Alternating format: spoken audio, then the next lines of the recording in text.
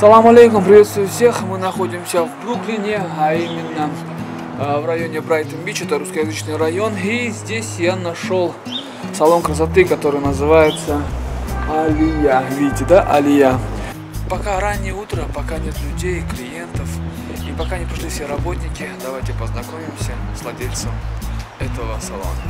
Алия – успешная женщина, которая смогла здесь, в Америке, с нуля начать свое дело. Конечно, вначале она пыталась устроиться на любую работу, но никто ее не брал. Все же однажды, после 5 месяцев поиска, ее взяли на работу турки. Салон красоты – это именно та сфера, куда она мечтала попасть. Видя мастерство Алии и желание становиться лучше, ее турецкие работодатели предложили ей открыть свой маленький кабинет косметологии. За аренду кабинки они просили $200 в неделю. Алия без раздумий ухватилась за этот шанс. Первую неделю, оплатив $200, обставив салон, я заработала в результате в конце этой недели $40. Так как у меня не было довольных клиентов и меня не знали. И я была очень отчаянна, но решила не сдаваться. Во второй неделе пришлось еще раз снова дать $200, попытаться еще раз, но на этой второй неделе снова небольшой доход, но было бы немножко больше, чем в первой неделе. Далее я поставила третья неделя все процедуры 50% скидками. Это практически не окупало даже некоторые процедуры себя, но я хотела создать динамику движения, поток людей. И таким образом я, в принципе, вытащила свой расход, который я должна была платить за свое маленькое помещение. И вот так вот в течение 2 месяцев как-то нормализовался расход с дохода. В данный момент Алия уже имеет свой салон красоты. Здесь вам предложат услуги парикмахеров-стилистов, мастеров маникюра и педикюра и косметологов. В салоне работают профессионалы, которые, как Алия, любят свою работу. Парикмахеры предлагают лучшие и только профессиональные средства по уходу за волосами, советы по выбору прически, разнообразие готовых причесок и стрижек на выбор, а также специальные прически на свадьбу, на выпускной вечер, на банкет и другие виды. Здесь оказывают услуги разных видов маникюра, классические или аппаратные, комбинированные или горячие, а также нарастить или укрепить ногти на руках и ногах с помощью геля. Если раньше наша Алия была в команде турков, то сегодня Алия собрала уже свою команду. Да, я в данный момент создала свою команду. Сложно набрать хороших мастеров. В основном работники – это люди с постсоветского пространства, это с Узбекистана, наших казахстанцев, то есть периодически иногда работают, частично приходят, работают. И также Россия, Украина, Кыргызстан. Алия дает клиентам самые действенные косметические средства и косметологические методы по улучшению кожи. Алия помогает избавиться от сухости кожи, мимических морщин, пигментных пятен, угрей, рубцов после прыщей и других проблем кожи. По словам Алии, здесь в Америке методы поиска и подход к увеличению количества клиентов отличаются от казахстанского.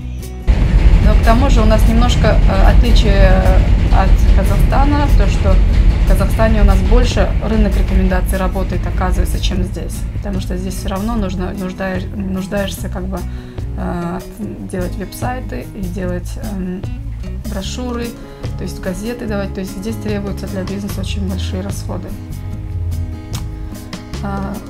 Как говорится, у нас все равно в контакте людей больше, мы общаемся больше с людьми, чем здешний народ. Но все равно люди, которые видели мою работу, они приходили, брали телефоны у них. Таким образом я приумножала своих людей. Если взглянуть на прошлое Алии, то можно увидеть другую жизнь, которая разительно отличается от сегодняшней. Самое тяжелое потрясение в ее жизни произошло 10 лет назад. Мы расстались в 2004 году, это был февраль месяц, и я была в моей Алуашке 7-8 недель беременности было внутриутробное. Сыну было где-то 1,5 годика. Я работала тогда в перинатальном центре, это 3-й родильный дом, город Алматы. Работала в акушерстве. Была сложная тоже работа. как сказать, очень интересная работа, я люблю акушерство. И несмотря на ее сложности, очень много приятных моментов, потому что дает рождение ребенка в таком плане. И я, когда рассталась, было тяжело было. Такой удар не сломил ее и наоборот стал мотивацией для того, чтобы двигаться дальше. Конечно, было нелегко, очень даже было нелегко, но вера в себя, вера в Всевышнего, вера в твоему Творцу, это дает тебе силу. И еще одна сильная мотивация. Ты должен найти мотивацию в себе, которая тебе будет как... То есть ты должен найти хороший двигатель, который тебя просто будет двигать. Это мотивация.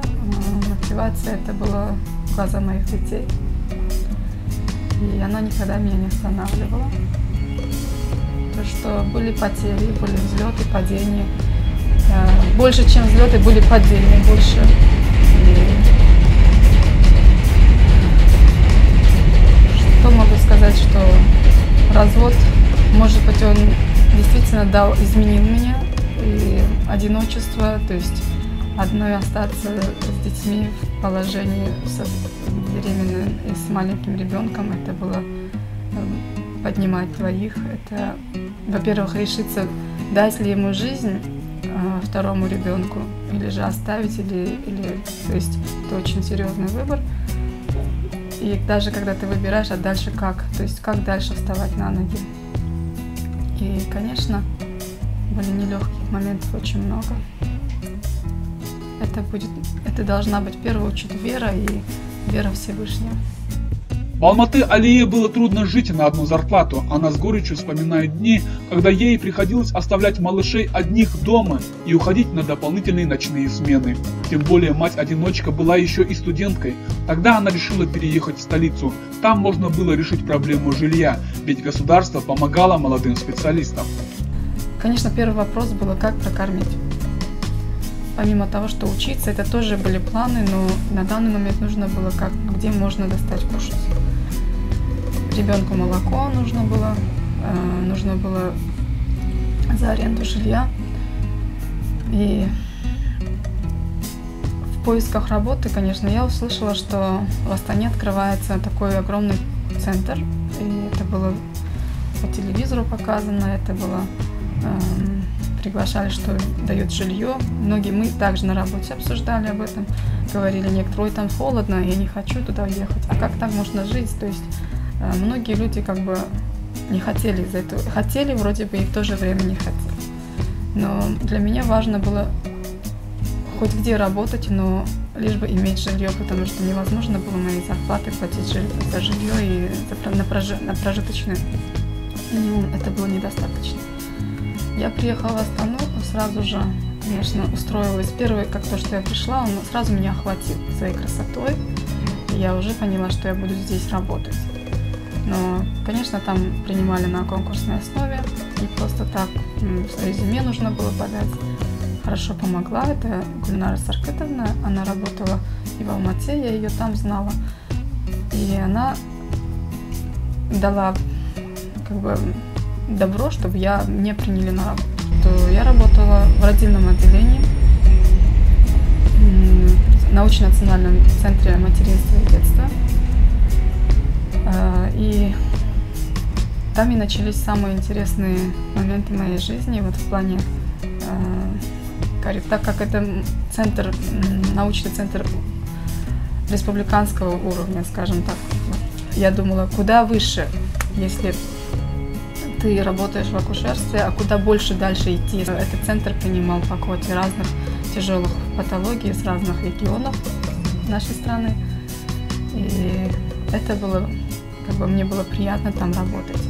И я любила свою работу и свой центр. С удовольствием ходила на работу. То есть, также зарплата, конечно, оставалась маленькой, но то, что я получила в этом центре, так как государство на сегодняшний день очень хорошо инвестируется вот именно в медицине, молодым специалистам. Здесь, в Астане, она увлеклась косметологией как дополнительным доходом. Увлечение оказалось прибыльным. Она не только смогла улучшить свое положение, но и стала помогать своим близким и родным. нужно было жить, город дорогой, то город, то есть одной зарплаты не во многие. Также вы знаете, что многие медработники ищут дополнительный доход. Кто-то имеет свою аптеку, преподает где-то в медицинских колледжах. Или же в частных центрах дополнительно работают. Все на сегодня медработники у нас ищут дополнительный доход, помимо основной работы. То, что я любил, это была работа в медицине. И еще, конечно, я занималась, это было мое хобби, делать красивые брови, то есть делать макияж, делать уход за лицом, кожей. То есть мое хобби превратилось как бы в профессию постепенно. И оно давало мне повседневный доход, хоть маленький, но на повседневную еду. Она покрывала кое-какие маленькие расходы вначале. Постепенно, то есть твой маленький доход начинает приумножаться, как снежный ком, он будет больше и больше. Я стала потихонечку помогать родственникам, помогать своим родным. За все это время бывший муж не помог Алие и даже не увидел свою дочь, которая родилась после развода. Дочь в своих грезах мечтала увидеть своего отца, но в свои 6 лет даже она поняла, какой он человек, и сама отказалась от него. Мой ребенок очень, естественно, я подготавливала его. Они что хорошие, они тебя ждут, что ты увидишь дедушку, бабушку, кем они являются. То есть ребенок какой-то имела гордость. И она так ждала, это ее воображение было. Я не знаю, что она воображала в себе, что, может быть, какие-то там мечты были. Она всегда очень замкнутая была. И, видимо, ребенок очень ждал этого момента. Но когда мы приехали, все 4 дня ребенок спрашивал, где они, почему я не могу поехать к ним. Я пыталась дозвониться до них, они все, как раз это было 9 мая, праздник. Дети в парке, и он сказал, ты можешь хотя бы провести время с ребенком в парке? Это один-единственный день, все дети, говорю, гуляют. Дай ребенку такой просто подарок, сделай ему подарок. Он сказал, хорошо вначале, потом мы сказали, мы будем там ждать вас. Он говорит, хорошо, я еду. Хорошо, я еду. В конечном итоге я не приеду. Мы 5 часов гуляли в парке, и так и не приехал. Не приехала и сказал, просто перестал телефон поднимать. А на следующий день, когда я дозвонилась и сказала, почему ты так сделала, ребенок очень обиделся и ждала, и она даже со мной не разговаривает. То есть она очень чувствительный ребенок у меня. И все при себе держит, она не выговаривает ничего. За это сильно переживала. Но она сама по себе не захотела после этого слышать об отце. Когда я никогда плохого о них не говорила. Я всегда старалась, что у него не было, может, времени. Она говорит, не рассказывайте больше о них. То есть это ее было слово. Я говорю, я больше не хочу слушать, не говорите о них. То есть это было ребенку 6 лет. Она делала свой вывод. Первенец, росший без отца, немного отличался от других детей. Мальчик не сразу мог понять учителей, и он был замкнутым и необщительным. По этой причине наши учителя не хотели учить его и даже прилюдно унижали его. Алия изначально приехала в Америку, чтобы научиться английскому языку, но случайно узнала, что ее сын здесь может измениться. Это стало причиной того, что Алия решила остаться, и она позже привезла сюда своих детей. Сидела в одном салоне, я ее встретила. Одну женщину, мы разговорились, мы сидели в очередь, и она сказала, что она тоже врач, с Украины, приехала сюда, забыла о своей карьере, она была заведующим отделением, и она приехала сюда только из своего ребенка, своего сына, который там у него была серьезная проблема, и на сегодняшний день даже хотели даже отправить для отсталых детей в школу. И она поняла, что это всю жизнь может погубить его ребенку. Приехав сюда, этот ребенок говорит, на сегодняшний день мне заканчивает высшее образование, получает высшее образование. То есть ее слова сильно затронули меня, потому что это тоже было моей проблемой. И я поняла, для моего ребенка я, наверное, могу только дать, изменить его внутри, могу здесь. Хотя бы попытаться, может быть, просто попытаться, может, оно действительно поможет. Приехав, действительно, я поняла, что он сильно изменился на сегодняшний день. В школе ему выделили отдельного учителя, индивидуальный учитель. Для него специальная программа вводится. Система образования в Америке и подход учителей к детям сильно отличаются от образования в СНГ. Алия говорит, что Казахстан достиг больших высот, но все же проблема матерей и детей остается без внимания. Казахстан уже многого чему достиг. Я знаю, что соседние наши республики, мы намного впереди их. Это нас радует, это меня радует. То, что и казахстанцы намного продвинутые, то есть и обучение за границу больше выезжает, образование получает. Моя проблема — тяжело было устроить детей в детский сад, тяжело было все. В основном проблема мне в Казахстане будет, как поднять детей, и вот именно внимание. Я не видела, не чувствовала внимания ко мне. Никто не спрашивает, как ты. В первую очередь, то, что я заметила, что нет здесь печальных, таких обиженных, печальных детей, плачущих детей. То есть здесь в первую очередь больше внимания ребенку и женщине, которая имеет детей, то есть мама и ребенок. Это в первую очередь. То есть больше внимания на это обращают. Я бы хотела, конечно, чтобы улучшилось именно это направление, чтобы наши матери, потому что очень много суицидов в Казахстане, потому что я в основном работала среди женщин, и в этой сфере, и в той сфере я много сталкивалась с такими моментами, где нет прав у женщин, и женщина должна молчать, женщина должна, потому что если у нее 3 детей, то есть она не нашла где-то этих детей, она, то есть, вышла замуж, значит, ответственность должны как бы совместно муж и мать, а если эти двое семейной пары не справляются, то есть государство хоть как-то помогать в таком плане. Я бы хотела, чтобы было улучшение, потому что когда смотришь в новостях, когда смотришь, вот женщина 4-месячного ребенка бросила там или еще что-то бросила, никто не задает вопрос. Все говорят, безжалостная мать обсуждает, а какое было ее положение, был ли вопрос. Если она до 4 месяцев кормила ее и оставляя рядом в пакетике, оставляла молоко и по хорошей там корпешке оставила, значит, она безжалостная мать. Она оставила самые главные улицы, потому что в моей жизни очень много посещали такие мысли. Как в какой-то момент даже были, что как избавиться от этой ситуации.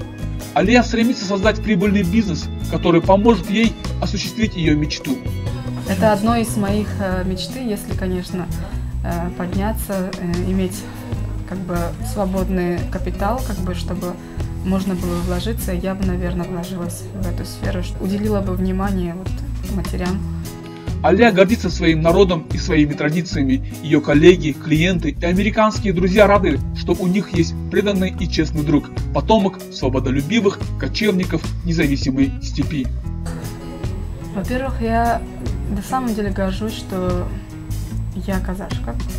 И вообще за наш народ, потому что сколько не встречаешь других наций, все равно оказывается, нет такого народа, нет такой нации, как наши казахи. Наши казахи, они очень гостеприимный народ.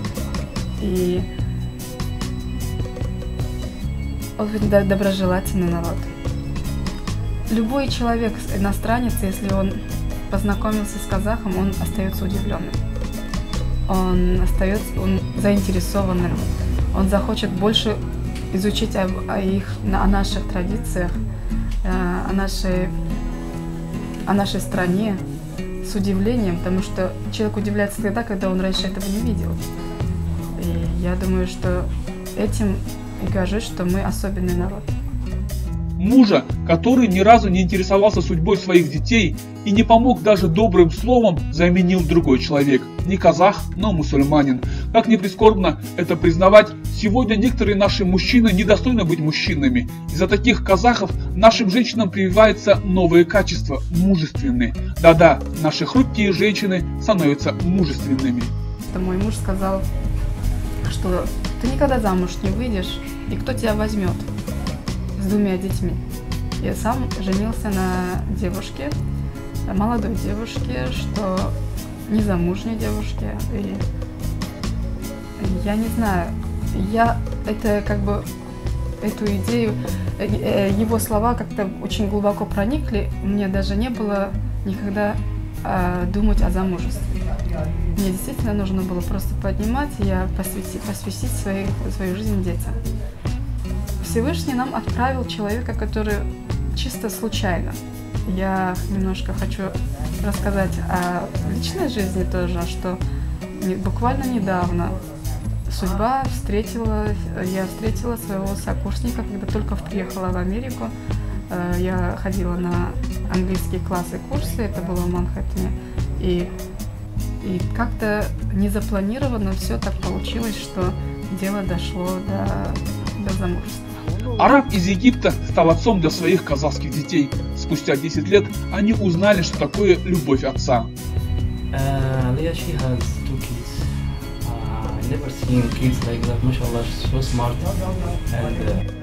У Алии 2 детей. Машаллах, они очень умные. Они выучили английский язык в течение года. Мы вместе счастливы, и я горжусь тем, что дети искренне рады мне. Они, машаллах, впустили меня в свои сердца. У Алии есть сестры, которые учатся здесь. Алия их поддерживает. И, иншаллах, они смогут на отлично завершить учебу, и их ждет хорошее будущее. Я верю, что нас ждет, иншаллах, тоже хорошее будущее, потому что мы счастливы и любим друг друга. У нас самые прекрасные дети. Альхамдулилля. Вот такая история мужественной казахской женщины по имени Алия. Поистине Аллах не изменит положение людей, пока они сами не начнут его изменять. Алия поняла смысл этого аята, поэтому Аллах открыл ей все двери своей милости. На этом все. Смотрите мои сюжеты, ждите новых, подписывайтесь на мой канал, оставляйте комментарии и ставьте лайк. До скорых встреч!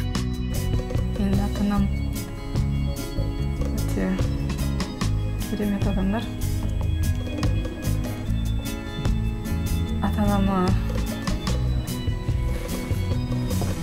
жай сіздерді жақсы көрем деп айту өте қиын сияқты маған, себебі ол айтудың өзі ол сезіммен шығу керек, өте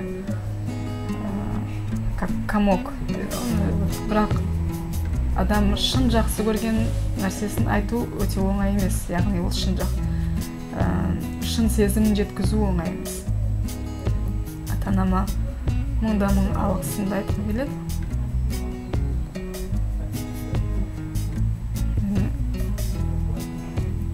Өмірде көптеген қиын кездерінде көмек берді.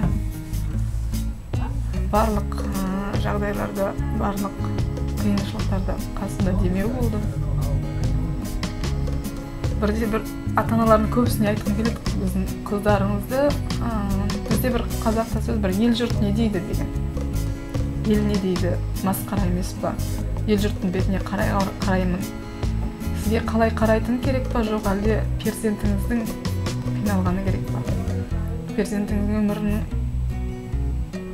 бұлай жаңағы сындырғаны керек па, жоқ әлде азаптанғаны керек па? Ел жұрт айтады, қояды. Сол өте бізде ел не дейді деген сөз бізде бәріне де. Мен ата-анам соң ел жұрт сияқты ел не дейді деген сөзге қараған жоқ. Сол үшін мен алғыс айтып беремін.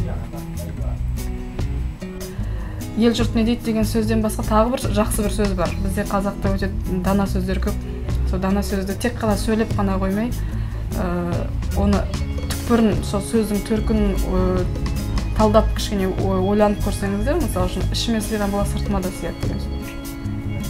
Сол сөзді қорықпастан айта білу керек, қорықпастан бетке ұстай білу керек. Ол менің перзентім, ол бұрын тұрмысқа шыққанға дейін де менің перзентім болып, тұрмысқа шығып қайтып келгеннен кейін де перзентім. Яғни қыз тыста үйден шыққан десе болды, яғни ол сырттан шығып кеткен қыз емес, яғни. міне осы күнге жетіп келгеніме ризамын. Ата-анама үлкен алғысымды айтқым келеді. Ата-анамның борышын, ата-анама маған деген берген жақсылықтарын, маған деген еңбектерін мен ешқашан өмір бойы ақтай алмайтын шығармын деп ойлаймын. Бірақ бар осы өмірімде, оларды осы өмірде дендері сау болсын, ешқашан да ауырмасын. Олардың денсаулығы өте бізге қымбат.